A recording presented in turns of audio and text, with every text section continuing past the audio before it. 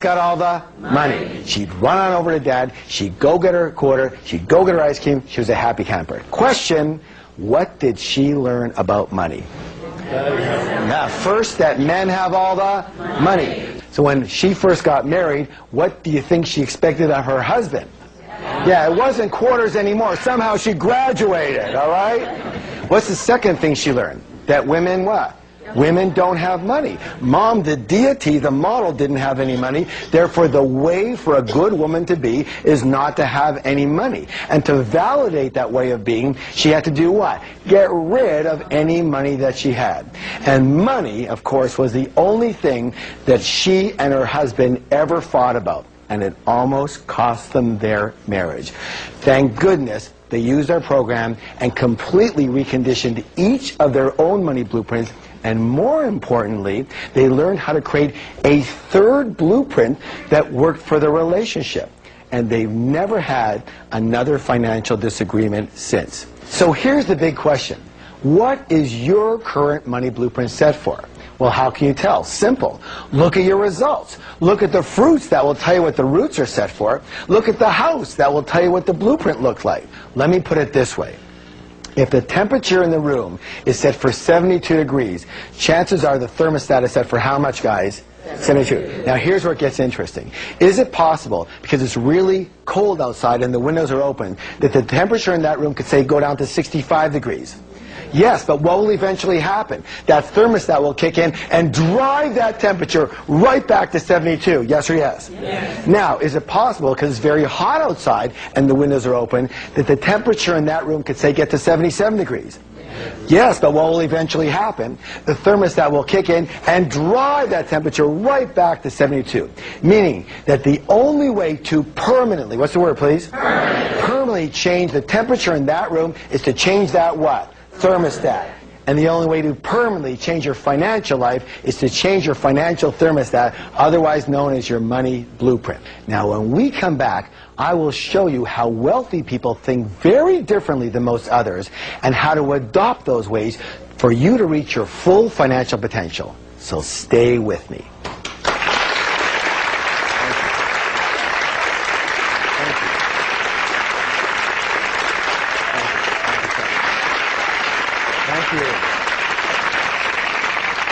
We call the process of manifestation. Do you remember? Your thoughts lead to your feelings, which lead to your actions, which lead to your results.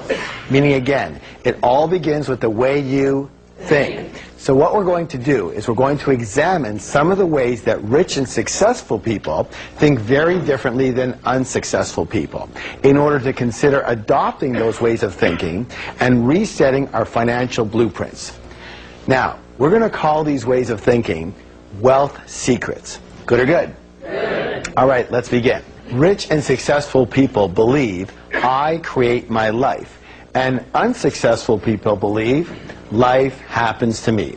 If you want to create real success, it is imperative that you believe that you are at the steering wheel of your life.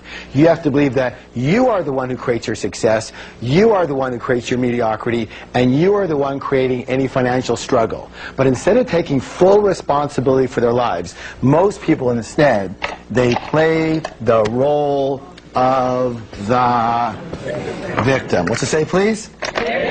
Victim. Now, victims usually leave 3 indelible clues. So the first one they seem to have in common is they often do a lot of this.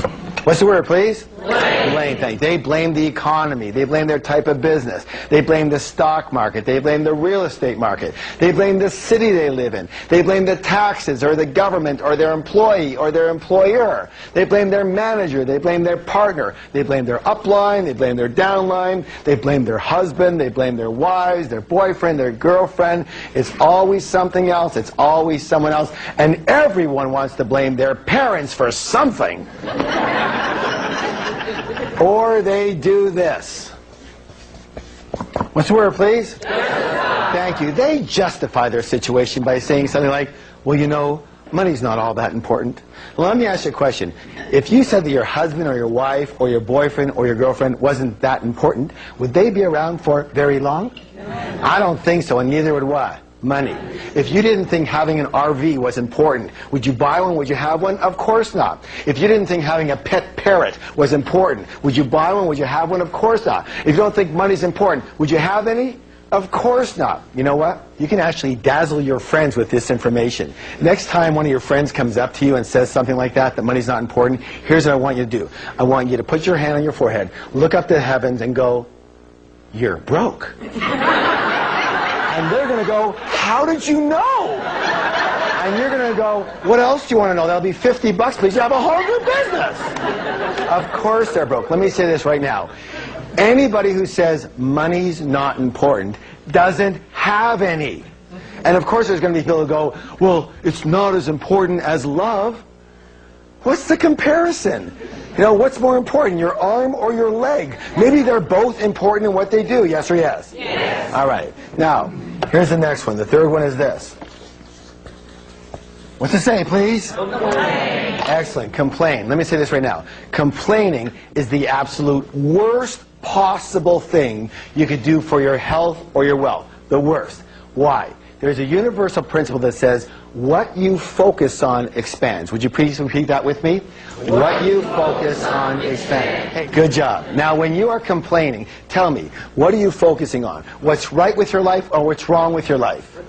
You're focusing on what's wrong with your life. And since what you focus on expands, now what are you going to get more of? What's right with your life or what's wrong with your life? You're going to get more of what's wrong with your life. When you are complaining, you turn into this big, giant garbage magnet. And have you ever noticed that complainers usually have a crummy life? Yes? And they go, "Well, of course I complain. Look how crummy my life is." And now you know better, so you can say, "No, it's because you complain that your life is so crummy. Shut up and don't stand near me." So here are some wealth steps that will change your blueprint and change your life. First of all, no complaining for 7 full days. Not in here and not out here. Now, by the way, it has to be 7 full days. Why? Because you still might have some residual garbage coming to you from before. Because garbage doesn't travel at the speed of light, you know. It travels at the speed of garbage, and it's really, really slow. Okay, yes? Now, here's what you have to understand. It's your choice. Say, "It's my choice." It's my choice. You can be a victim or you can be rich, but you cannot be both. So you choose. Because every single time that you blame or you justify or you complain, you are slitting not only your financial throat, but your happiness and your health throat as well. Let me give you another wealth step along with this one. This is very simple. Start taking full responsibility for everything that is happening in your life, especially when it comes to your money. Good or good? Good. All right. Let's do a declaration together. Are you ready? Yes. Okay, here it goes. It says this. "I am creating the exact level of my financial success." Let me hear you. I am creating the exact level of my financial success. Excellent. Next, we're going to do an exercise. Here's what I want you to do.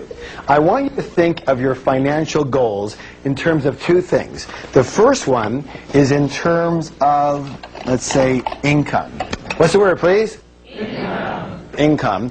And the second one is in terms of your net worth. So take a moment just to think about this, everyone. And I'm going to give you a couple examples. Let's say that one of your financial goals for income is that, you know, you want to earn, say, $100,000 a year. Not good or not bad, just say 100,000 a year. That's an example, yes? Yes. And let's say your goal for net worth might be $1 million. Is that possible? Yes. All right, good.